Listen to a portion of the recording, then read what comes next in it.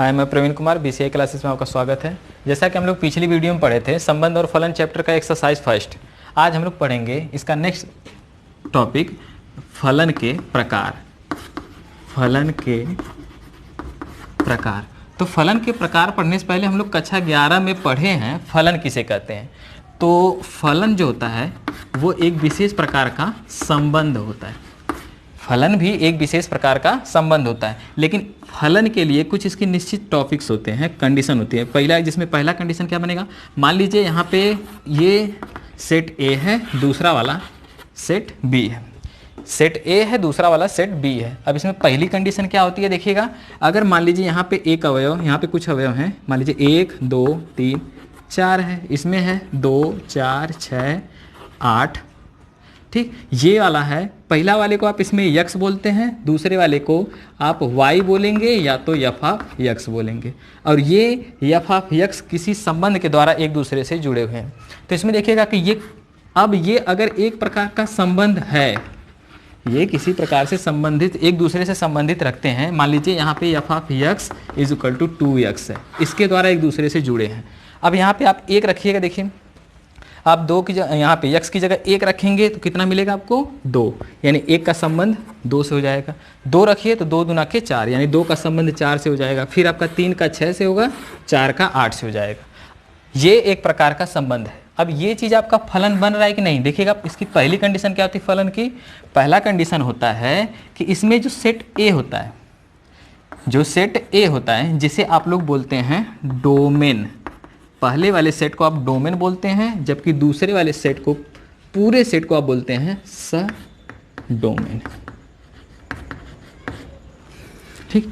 पहले वाले सेट को आप डोमेन बोलेंगे, दूसरे वाले पूरे सेट को सडोमेन बोलेंगे। मान लीजिए जो पहला वाला सेट है, इस सेट के कोई भी अवयव खाली नहीं होना चाहिए, यानी इस सेट के जितने भी अवयव हैं सब के सब इसका इमेज बनना चाहिए। मान लीजिए यहाँ पे 1 है तो इसका भी इधर प्रतिबिंब होना चाहिए, 2 है तो इसका भी प्रतिबिंब होना चाहिए, 3 है इसका भी प्रतिबिंब, 4 है इसका भी। अब अगर 5 है, इसका प्रतिबिंब इसमें नहीं बनेगा तो ये आपका फलन नहीं बनेगा। लेकिन यहाँ पे 5 नहीं है, यानी इधर जितने अवयव 1 से लेकर 4 तक का अवयव है ना, और चारों का इधर प्रतिबिंब बन रहा है, चारों का प्रतिबिंब बनेगा तो ये आपका एक फलन कहलाएगा। इसकी दूसरी कंडीशन क्या है, देखिएगा कि समुच्चय जो ए होगा, यानी इसका जो डोमेन होगा, इसकी 2 इमेज नहीं बननी चाहिए। यानी इसका इधर का एक अवयव, मान लीजिए 1 है, एक आपका अगर इमेज बन रहा है 2, तो 1 का और कोई इमेज नहीं बनना चाहिए। मान लीजिए यहाँ से अगर ऐसे किसी भी संबंध के द्वारा अगर 1 2 से भी जुड़ा हुआ है और 1 4 से भी जुड़ा हुआ है, अगर ऐसा हो रहा है तो ये आपका फलन नहीं कहलाएगा। हमेशा या इधर का एक अवयव इधर के एक ही अवयव से जुड़ा होना चाहिए। जैसा कि आप लोग अगर मान लीजिए कुछ इसमें अलग से कंडीशन बन रही है, जैसे यहाँ पे देखिएगा 1 2 3, कुछ अवयव इधर है 1 2 3 है। मान लीजिए अगर ये इधर जुड़ा है, यहाँ से जुड़ा हुआ है, ये इधर से भी जुड़ा हुआ। अब ये आपका बताइएगा इधर आपका ये फलन है या नहीं, आप चेक करके बताइए। देखिए इसकी पहली कंडीशन क्या होती है, समुच्चय जो ए हो रहा है ये समुच्चय बी है। मान लीजिए अगर इसका जो सेट ए है, सेट ए का कोई अवयव बचा है, खाली नहीं होना चाहिए। सेट ए में कोई अवयव भी बचा नहीं होना चाहिए, इसमें कोई अवयव बचा है, इधर 3 अवयव, तीनों का इमेज बन रहा है, इसका मतलब पहली कंडीशन पूरा हो रहा है। दूसरी कंडीशन देखिएगा क्या, दूसरी कंडीशन क्या थी कि सेट ए का 2 इमेज नहीं बनना चाहिए। 1 है, इसका भी एक ही इमेज है, 2 है, 2 का भी एक इमेज है, 3 है, 3 का भी एक ही इमेज है। इसका मतलब ये भी आपका इस वाले कंडीशन को भी ये फुलफिल कर रहा है, इसका मतलब ये एक प्रकार का फलन है। जरूरत नहीं है, देखिएगा इधर वाले यानी बी वाले सेट, इसका 2 ठो प्री इमेज होना चाहिए, 2 प्री इमेज होना चाहिए। इधर का अवयव जो होता है इससे अगर जुड़ा है ना तो इसको हम लोग बोलते हैं प्री इमेज, यानी 2 का प्री इमेज 2 भी है और 2 का प्री इमेज 3 है। जबकि 2 का इमेज बोलेंगे आप 2 है और 3 का भी इमेज 2 है, ठीक। तो अगर ऐसा हो रहा है तो इसको आप फलन बोलेंगे। अगला देखिएगा,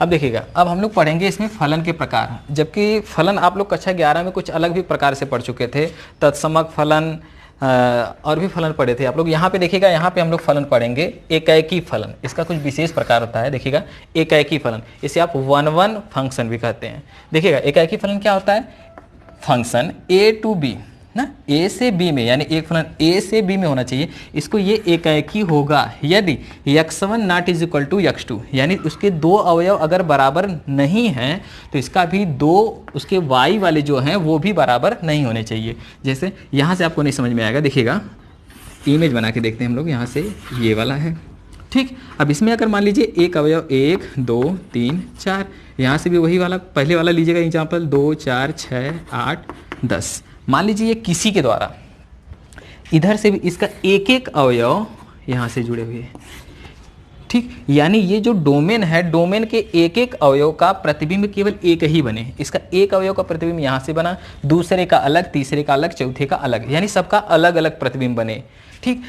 तब जा करके, यानी यहाँ से आप इस तरीके से बनना चाहिए। अगर यहाँ से मान लीजिए किसी अवयव के द्वारा दो भी इससे जुड़ा होगा, देखिएगा दो का अवयव यानी दो का प्रतिबिंब एक ही बन रहा है, तो ये आपका एकाएकी नहीं होगा। यानी एकाएकी का मतलब देखिएगा, एकाएकी का मतलब एक एक, यानी एक का संबंध इधर अगर कोई एक अवयव है तो इधर इसके एक ही से जुड़ा होना चाहिए, जबकि इधर दूसरा लेंगे तो इसके दूसरे से जुड़ा होना चाहिए, तब जा करके होगा ये।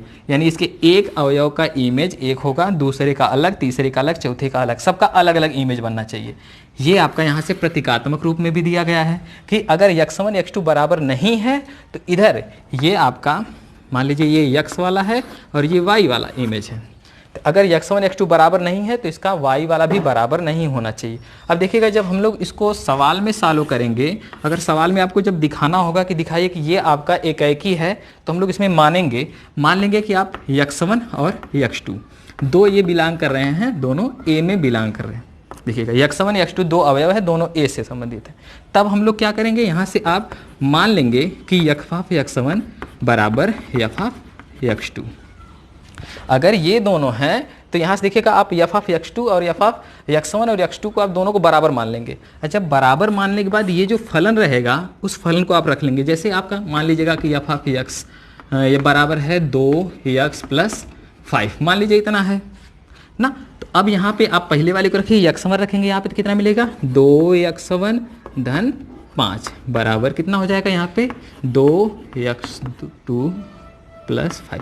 अब कितना होगा ये देखिएगा, अगर दोनों बराबर है तो 5 से तो 5 कटेगा। अब यहाँ पे बनेगा 2x1 बराबर 2x2, 2 से 2 भी कट जाएगा तो x1 बराबर x2।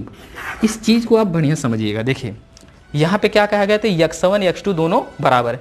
अगर आपका f ऑफ x1 बराबर f ऑफ x2 है, अगर ये दोनों बराबर हैं तो इसका मतलब कि ये दोनों भी बराबर होने चाहिए। इस चीज़ को आप ध्यान से समझिएगा। मान लीजिए यहाँ पे भी 2 रखा गया है, यहाँ पर भी 2, यही चीज़ है ना आपका f ऑफ x।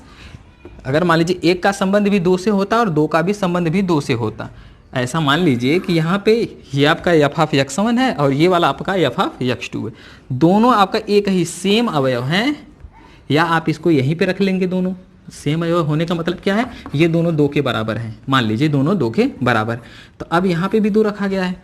अब यहाँ से जब आप यहाँ पे चलेंगे, अगर ये चीज़ आपका अलग अलग आ जाता, मान लीजिए ये अवयव इसके बराबर नहीं होता तो वो आपका दूसरा फलन बनता है, लेकिन दोनों यहाँ पे अगर ये भी एक ही है, इसका मतलब अगर आप यहाँ पे रखेंगे फलन 2x धन 5, 2x प्लस 5 यहाँ पे रखा गया है। आप इस इमेज में यानी यहाँ पे आप कोई भी अवयव ऐसा रखिए कि एक रखिए, आप यहाँ पे एक रखेंगे तो कितना मिलेगा 2 × 2 और 5 मिलके कितना होगा 7, यानी इधर का अवयव 7 होगा।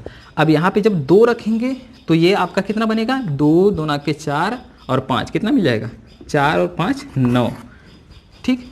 इसका मतलब आप ध्यान से समझिएगा कि अगर यहाँ पे 2 अवयव आप दोनों बराबर ले रहे हैं, ये भी 2 है ये भी 2 है, तब यहाँ पे ये जो दोनों अवयव हैं वो भी दोनों एक ही अवयव बनेगा। x1 x2 ये आपका x1 है, ये आपका x2, यानी आप यहाँ पे जो 2 रखे हैं ना, ये 2 नहीं बनना चाहिए, एक ही बनना चाहिए। अब यानी एक का संबंध भी 2 से हो रहा है और यहाँ पर भी एक का संबंध है, तो आप इस चीज़ को 2 बार लिखने की क्या जरूरत है, हम इसको एक ही बार रखेंगे, यानी ये वाला आपका अलग बनेगा।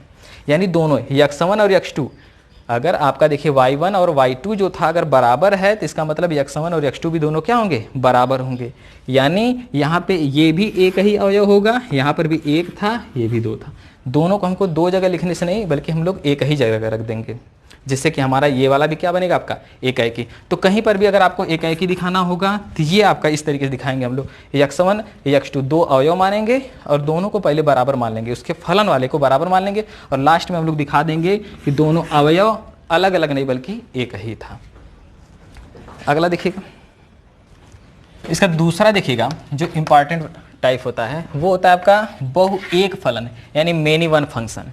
मेनी वन फंक्शन क्या होता है देखिएगा, यहाँ पे क्या है प्रतीकात्मक रूप में देखिएगा कि यफ ए से बी में एक फंक्शन है को बहु एक फलन कहेंगे यदि इसमें देखिएगा f of x1 is equal to f of x2, यानी इसका जो y वाला पार्ट है ये दोनों बराबर हैं, यानी दोनों एक ही हैं, तो निरूपित करेगा कि x1 और x2 जबकि अलग अलग होंगे। मतलब देखिएगा आप यहाँ से इसको इमेज में समझिएगा कि यहाँ पे x1 ले रहे हैं, यहाँ पे x2 ले रहे हैं, ये दोनों अलग अलग हों, लेकिन यहाँ पे f ऑफ x1 और f ऑफ x2 दोनों एक ही होने चाहिए, यानी मतलब ये दोनों y ही बने, यानी पहले का भी संबंध इसी से होना चाहिए, दूसरे का भी संबंध इसी से। ये दोनों बराबर का मतलब हम यहाँ पे दो बार क्यों लिखूँ, हम इसको एक ही जगह लिख देंगे।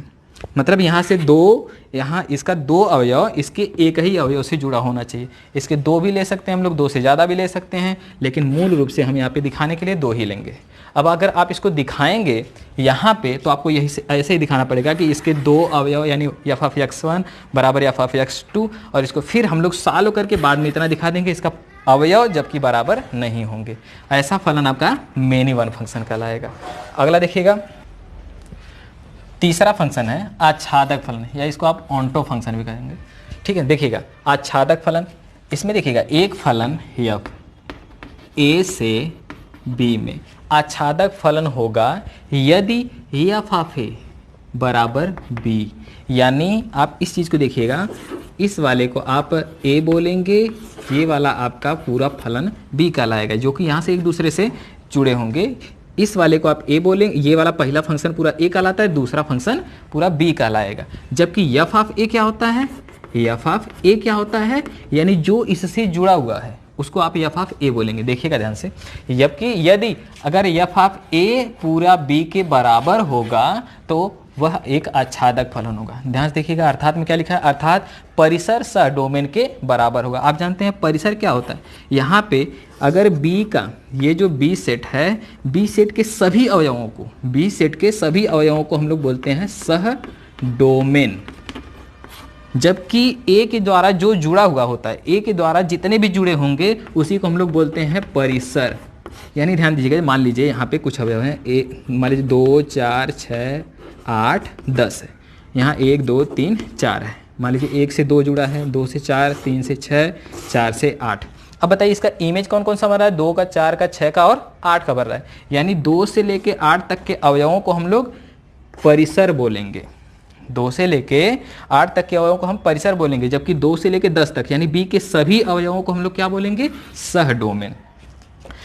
इसका मतलब देखिएगा, ये आच्छादक कब होगा, जब इधर यानी सेट बी का सभी अवयव, सेट बी के सभी अवयव समुच्चय ए के द्वारा जुड़े हों। अगर सेट बी के सभी अवयव समुच्चय ए के द्वारा जुड़े हों तो आपका वो फलन आच्छादक कहलाएगा। यहाँ पे वही चीज़ यहाँ पर देखिए, यहाँ से दिया गया है सह डोमेन।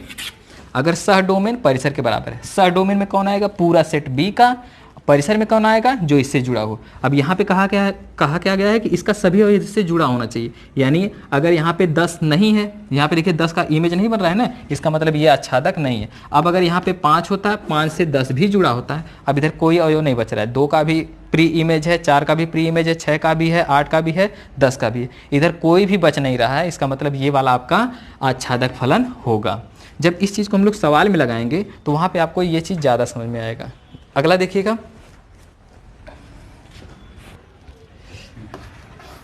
अगला देखिएगा, इसका जो चौथा प्रकार होता है देखिएगा अंतःक्षेपी फलन।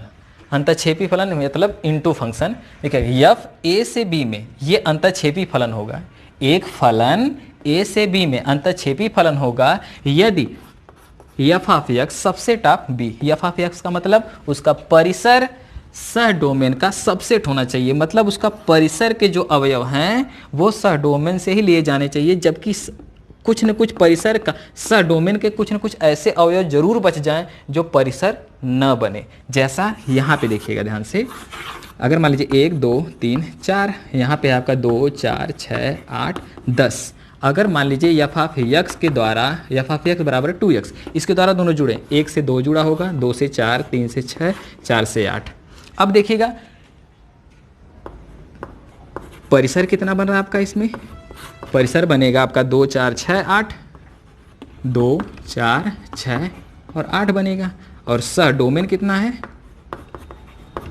सह डोमेन कितना है 2 4 6 8 10। अब देखिएगा अगर इन दोनों को देखें ध्यान से, तो जो परिसर है वो सह डोमेन से ही लिया जा रहा है कि नहीं। देखिए परिसर में सह डोमेन में आपका 2 4 6 8 10 तक के अवयव आ रहे हैं, 2 4 6 8 10 तक का अवयव आ रहा है, जबकि इसका परिसर कितना हो रहा है 4 हो रहा है, 4 ही अवयव। यानी इसका देखिएगा, यानी 10 जो है 10 का प्री इमेज नहीं है, इसका पूर्व प्रतिबिंब नहीं है। यानी जो दूसरे वाले सेट बी में कम से कम एक ऐसा अवयव जरूर बच जाना चाहिए जिसका पूर्व प्रतिबिंब न हो। ऐसे फलन को आप अंतःक्षेपी फलन कहेंगे। तो देखिए अब एक फलन आपका होता है एकाएकी, है ना, जबकि इसका जस्ट उल्टा होता है बहु एक फलन। जबकि दो अलग प्रकार से, यानी बी वाले सेट के आधार पे आपका एक होता है आच्छादक और दूसरा होता है अंतःक्षेपी। ठीक, अब ये दोनों अलग अलग है। अब यहां से आपको दिखेगा सेट बनेगा, ठीक, एक एकाएकी बनेगा और आच्छादक। जब ये दोनों मिल करके बनेंगे तो कौन सा बनेगा आपका एकाएकी आच्छादक। पहला फलन बनेगा आपका एकाएकी आच्छादक, दूसरा कौन सा बनेगा एकाएकी अंतःक्षेपी, दूसरा बनेगा आपका एकाएकी अंतःक्षेपी। तीसरा फलन आपका कौन सा बनेगा देखिएगा बहु एक आच्छादक, यानी इसको बोलेंगे आप लोग बहु एक आच्छादक। अगला देखिएगा बहु एक, अब इसका कैसे बनेगा बहु एक अंतःक्षेपी, बहु एक अंतःक्षेपी। यानी कुल 4 फंक्शन है, ये भी आपका अलग अलग प्रकार का, जबकि सवाल में ये सब नहीं पूछे जाएंगे। सवाल में आपका ये सब पूछे जाएंगे यहाँ से कि सिद्ध करिए वो एकाएकी आच्छादक है, एकाएकी अंतःक्षेपी है, या बहु एक आच्छादक या बहु एक अंतःक्षेपी। ये 4 प्रकार के आपको दोनों दिखाने पड़ेंगे, जिसमें आपको एकाएकी भी दिखाना पड़ेगा और आच्छादक भी, इन दोनों को दिखाना पड़ेगा, एकाएकी भी अंतःक्षेपी भी। यहाँ से फलन को आपको दिखाना पड़ेगा। अगला देखिएगा, जबकि देखिएगा यहाँ पे हमने यहाँ से कुछ इमेज बनाए हैं। अब इसमें आप चेक करिए कि कौन सा फलन हो रहा है। ये चीज़ देखिएगा पहला है, यहाँ से सभी का देखिएगा, यहाँ से बी वाले सेट के सभी एक एक अवयव से जुड़े हुए हैं। इसका मतलब ये कौन सा फलन है एकाएकी है, ये एकाएकी है। अब बताइए सेट बी में क्या कोई भी ऐसा अवयव है जिसका प्री इमेज नहीं है। यानी इधर देखिए 2 4 6 हैं, सभी किसी न किसी प्री इमेज के द्वारा जुड़े हुए हैं। इसका मतलब इधर कोई नहीं खाली बच रहा है, इसका मतलब ये आपका होगा आच्छादक, ये आपका आच्छादक, यानी ये वाला आपका एकाएकी आच्छादक फलन है। दूसरा चेक करिएगा, देखिए सभी एक एक से जुड़े हैं, इसका मतलब ये भी आपका होगा एकाएकी। ठीक, और देखिए 2 का भी है, 3 का प्री इमेज है, 4 का है, जबकि 8 का नहीं है। इसका मतलब ये क्या बनेगा अंतःक्षेपी। ठीक, एकाएकी अंतःक्षेपी बना। अगर इधर कुछ अवयव छूट जाते हैं तो वो हमारा क्या बनता है अंतःक्षेपी। तीसरा चेक करिएगा, इसका देखिएगा कौन सा बनेगा ये आपका, देखिए अब जो अवयव 2 है, 2 का 2 ठो पूर्व इमेज है, यानी 2 प्री इमेज है। अब इसका मतलब क्या बनेगा ये वाला बहु एक। ठीक, अब देखिए इधर से सेट बी से देखिए, क्या सेट बी में कोई अवयव है छूट रहा है ऐसा जिसका प्री इमेज नहीं है। यानी सभी 2 का भी है, 4 का भी है, 6 का भी है, यानी कोई इधर नहीं छूट रहा है। इसका मतलब ये कौन सा होगा आपका आच्छादक, ये आपका बहु एक आच्छादक फलन है। ये वाला चेक करिएगा, देखिए ध्यान से, ये वाला चेक करिए, देखिए यहाँ पर भी देखिए 2 जो है इसके 2 ठो पूर्व इमेज हैं। इसका मतलब ये भी कौन सा होगा बहु एक। 6 छूट जा रहा है, यहाँ से जो 6 है ये आपका इसमें से इसका पूर्व इमेज नहीं है, इसलिए ये आपका कौन सा बनेगा अंतःक्षेपी बना। लास्ट चेक करिएगा, देखिए यहाँ से 4 का भी पूरा इमेज है, लेकिन ध्यान दीजिए इसमें जो 3 है इसका प्रतिबिंब कहीं पर भी नहीं बन रहा है, 3 का प्रतिबिंब इधर नहीं बन रहा है। इसका मतलब ये आपका फलन ही नहीं है। ठीक, ये आपका फलन ही नहीं। तो इस प्रकार हम सभी को देखेंगे कौन सा किधर बन रहा है। ठीक, अगला देखिएगा। तब अब देखिए, अब एक उदाहरण लेते हैं हम लोग, जैसे दिया गया आपका, यदि संबंध यफ क्यू से क्यू में है, जो कि संबंध इसके द्वारा जुड़ा हुआ है, यफ ऑफ एक्स बराबर कितना, 3x ऋण 4 है, 3x माइनस 4, जहाँ पे यक्स आपका क्यू से बिलोंग कर रहा है, से परिभाषित हो, तो सिद्ध कीजिए कि फलन यफ जो है वो एकाएकी है और आच्छादक फलन है। यहाँ पे देखिएगा क्यू जो एक परिमेय संख्याओं का समुच्चय है। अब इस चीज़ में देखिएगा यहाँ पे, अब इसका सॉल्यूशन लगाते हैं हम लोग। देखिए, तो इसको दोनों दिखाना है आपको, एकाएकी भी दिखाना और आच्छादक भी। हम लोग सबसे पहले एकाएकी दिखाते हैं। ठीक, एकाएकी दिखाने के लिए क्या करते हैं, देखिए हमने आपको बताया था कि आप एकाएकी दिखाएंगे, तो एकाएकी दिखाने के लिए आप 2 अवयव मानते हैं। आप यहाँ पे पहले मान लेंगे कि माना x1 x2 बिलोंग टू इसके पहले वाले से q, x1 और x2 बिलोंग टू q। तब फिर आप मान लीजिए कि इससे जो फलन बनेगा, यानी f ऑफ x1 वो बराबर होगा दूसरे वाले फलन के। इससे जो फलन बनेगा f ऑफ x1, इस वाले से जो फलन बनेगा f ऑफ x2, दोनों आपस में क्या होंगे, बराबर होंगे। अब इसकी वैल्यू रख दीजिए, देखिए कितना है, x1 की जगह रखेंगे तो कितना बनेगा, 3x1 माइनस 4। तो यहाँ पे रखेंगे तो कितना बनेगा, 3x1 minus 4 is equal to, यहाँ पे देखिएगा रखेंगे x2 रखेंगे तो क्या बनेगा, 3x2 माइनस 4, 3x2 माइनस 4। अब यहाँ पे देखिए क्या होगा, -4 इधर भी, -4 इधर भी, दोनों आपस में कट जाएंगे। इधर बनेगा 3x1, इधर बचेगा 3x2। अब 3 से 3 भी कट जाएगा, x1 is equal to x2। और आपने देखा था कि एकाएकी में यही होता था। एकाएकी के लिए क्या होता है कि अगर f ऑफ x1 और x2 अगर बराबर हैं तो उसमें x1 और x2 भी क्या होने चाहिए, बराबर होने चाहिए। अगर ऐसा ये हो रहा है तो ये फलन आपका एकाएकी होता है। अतः यह फलन आपका एकाएकी फलन है। ठीक, ये आपका एकाएकी होगा। आप इस चीज़ को दूसरे तरीके से भी दिखा सकते हैं, जैसे मान लीजिए यहाँ पे पहले वाले अवयव में q क्या है, एक परिमेय संख्या है। आप इसमें कोई भी परिमेय संख्याएं समझ लीजिएगा कौन सा होता है। जैसे मान लीजिए 1 2 3 4 ले रहे हैं, दूसरे में आप लीजिए, यहाँ पर भी q है, दूसरा भी q है, यहाँ पे लीजिए, मान लीजिए कौन सा बनेगा। अब यहाँ पे देखिए 1 रखिए, कितना बनेगा, है ना, 3, अगर 4 घटाएंगे कितना मिलेगा, -1। 2 रखेंगे तो 3 दूना के 6 में से 4 जाए आपका 2 बनेगा। 3 रखेंगे यहाँ पे, देखिए 3 का कितना, 3 3 का 9 में से जाएगा आपका कितना बनेगा, 5। यहाँ से इसका संबंध इससे यहाँ से बनेगा, 4 रखेंगे तो 4 3 के 12 में से 4 जाएगा, कितना मिलेगा, 8 ना। अब इस तरीके से अगर आप इस चीज़ को समझें ध्यान से, तो इसमें भी आपका बनेगा कि एक का संबंध एक ही से, यानी जितने हैं सब एक एक से संबंधित हो रहा है। आप यहाँ से इसको इस तरीके से भी दिखा सकते हैं। ठीक, जो आपका मेन प्रोफेशनल है, यहाँ से जो किताबी है आपका, उसको आपको इस तरीके से दिखाना होगा। आप समझने के लिए यहाँ से भी समझ सकते हैं, आप अपने लैंग्वेज में भी समझ सकते हैं कि अगर ये एक रैखिक समीकरण, एक रैखिक समीकरण है, तो रैखिक समीकरण में सभी अवयव, है ना, एक दूसरे, यहाँ पे आप एक वैल्यू रखेंगे तो उसका केवल एक ही मिलेगा। यहाँ से आप अगर यहाँ पे कोई एक अंक रखेंगे तो ये वाला आपका एक अद्वितीय अंक मिलेगा, यानी एक का संबंध एक से ही होगा। ये आपका एकाएकी बनेगा। अब आप आच्छादक में देखिएगा, इसमें देखिएगा आपने एकाएकी सिद्ध कर चुके हैं। देखिए अब इसके आच्छादक सिद्ध करने के लिए क्या करते हैं, आच्छादक सिद्ध करने के लिए देखिएगा इस दूसरे वाले अवयव में, यानी इस वाले में एक कोई y मान लेते हैं कि माना सह डोमेन, ये आपका सह डोमेन वाला भाग होता है।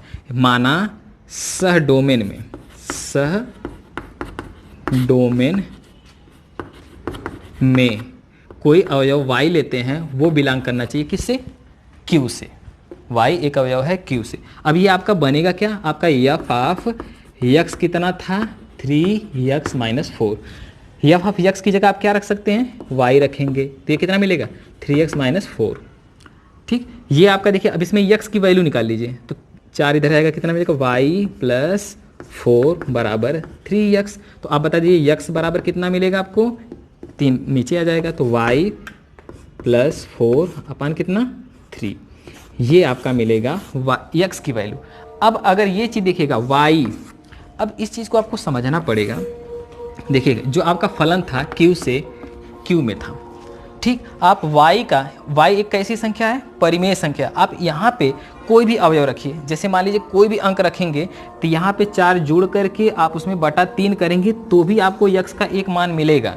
यानी ये भी चीज़ सोचिए कि ये यक्स भी आपका एक परिमेय संख्या है और यहाँ पर यक्स भी एक क्या है, परिमेय संख्या। आप इसमें कुछ भी रख दीजिए, कोई भी अवयव रखिए, क्या वो एक परिमेय संख्या देगा कि नहीं। जैसे मान लीजिए आपने यहाँ पे 5 रखा तो 5 4 9 बटे 3 मिलेगा ना। अब 3 का 9 बटे 3 बराबर कितना मिलेगा, ये ऊपर मिलेगा 9, 9 बटे 3 बराबर ये भी मिला 3। क्या 3 एक परिमेय संख्या है कि नहीं है। आप यहाँ पे कुछ भी रख लिए, मान लीजिए आपने 4 रखा तो 4 और 4 मिलकर कितना होगा, 8 होगा। 8 बटे 3 यक्स की वैल्यू मिलेगी 8 बटे 3। क्या वो भी एक परिमेय संख्या होगी कि नहीं होगी। अब यहाँ पे आपको समझना पड़ेगा कि ये भी, यानी हम यक्स की जगह वाई की जगह कुछ भी रख दें तो जो हमको यक्स की वैल्यू मिलेगी वो भी एक परिमेय संख्या ही मिलेगी। अब ये भी चीज़ है कि अगर आप यक्स को कुछ भी रखें तो वाई का एक अद्वितीय मान मिलता रहेगा। तो क्या ऐसी कोई भी संख्या है यक्स की जो न मिले वाई के रखने पर। मान लीजिए अगर हमको यहाँ पे यक्स की जगह 3 लाना है तो आप y को ढूंढ ही सकते हैं कि कुछ न कुछ यहाँ पे कोई न कोई अवयव तो जरूर होगा जो रखने पर, यहाँ पे y की जगह रखने पर हमको 3 मिल जाएगा। यानी आपका y का कुछ भी मान, यानी y के सभी अवयव x के द्वारा क्या होते हैं, जुड़े। ये y आपका जितना, यानी जो ये x वाला अवयव होता है, ये y वाला अवयव, यानी y वाला जितना भी अवयव है वो सभी x के द्वारा जुड़े होते हैं। आप ये भी परिमेय संख्या, यहीं पे आपको देखिए इस चीज़ को आप यहीं पे करके इसको छोड़ देना होता है और यहाँ से आपको लैंग्वेज में समझानी पड़ती है कि ये चीज़ इतना बनेगा। या तो आप इस चीज़ को समझा करके लिख दो कि y एक परिमेय संख्या है और y की वैल्यू रखने पर हमको एक परिमेय संख्या x भी प्राप्त होगी। यानी यहाँ पर कोई भी एक ऐसा अवयव नहीं होगा, q का कोई भी अवयव नहीं बचेगा जो x से संबंधित नहीं है। इसका मतलब q के सभी अवयव x के अवयव से मिले होंगे, जो कि आपका एक आच्छादक फलन बनेगा। आप इसको देखिएगा इस तरीके से भी दिखा सकते हैं। देखिए यक्स बराबर अगर इतना मिला है तो आपका जो फलन यक्स था वो कितना था, 3x - 4। अब आप यक्स की जगह ये पूरी वैल्यू रख दीजिए जितना है, यानी एफ आप कितना मिलेगा, ये y, देखिए यक्स का वैल्यू इतना है ना, देखिए 4y + 4/3। तो यहाँ पर भी रखिए, देखिए 3 × यक्स की जगह कितना मिलेगा, ये पूरा आप रखेंगे, कितना मिलेगा, ये y + 4/3 - 4। अब ये 3 से 3 कट जाएगा, मिलेगा y + 4 - 4, 0 कट जाएगा, मिलेगा y। अगर ऐसा करने पर आपको ये फिर y मिल जा रहा है। अगर यहाँ से वैल्यू जो थी x की वैल्यू, यहाँ पे हम लोग देखिए x की जगह ये y लाए और इसको रखने पर फिर अगर y मिल जा रहा है तो भी ये एक आच्छादक फलन बनता है। या तो आप यहीं पर छोड़ करके, यहाँ पर कि जब सवाल लगाते समय, या तो आप यहाँ पे छोड़ करके y के बारे में आपको पूरा विवरण दीजिए, समझाइए उसको कि y एक ऐसा फलन है, y एक परिमेय संख्या है और परिमेय संख्या को रखने पर हमको यहाँ पे परिमेय संख्या मिल जाएगी। या तो आप यहाँ पर रख करके फिर से y पा जाइए। ठीक, तो ये आपका एकाएकी भी हुआ और आच्छादक भी हुआ। अगले वीडियो में हम लोग एक्सरसाइज 2A करेंगे, 1 का B वाली एक्सरसाइज करेंगे। तब तक के लिए